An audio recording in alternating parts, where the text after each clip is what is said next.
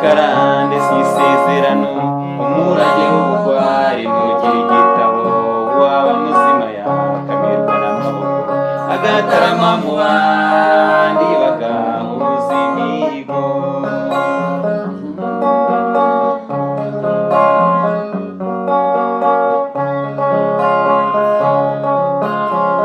Duture dutunge neza dutere imbere, dutekereze imishinga yarema igihugu, dukire ibigwagwa rwose tuba inziramuze, kuko kijyambere igomba gutsinda ikinegu.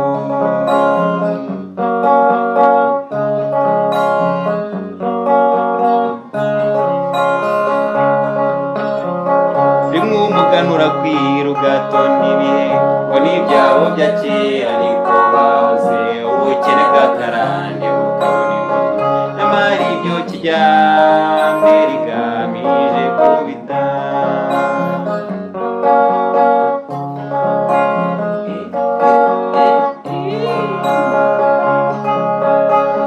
Ngo nabona se yarazi kubumba inkono, akamenya no gutunda, akagira ibirago, akenga amayoga meza, akagira ibigega, naho uwo yibarutse yanywanye n'ubune bwe.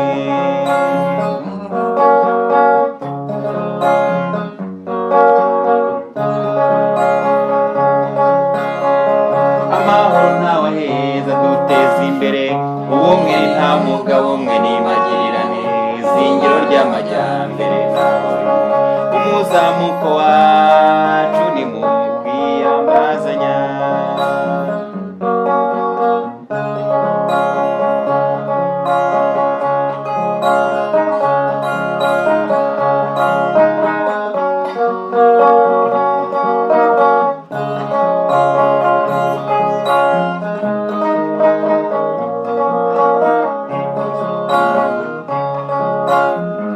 Ukunda isuka yafumbira birabyibushya, maze wunguka itungo bwaki karigita, abaturage ntibagusuzugure, urashaka urugo burya haba n'abakozi.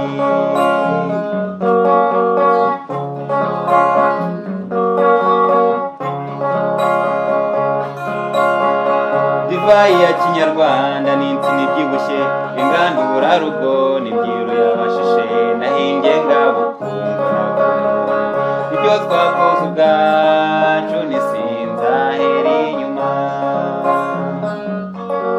Ibyo byose ni ikijyambere, ibyo byose ni ikijyambere.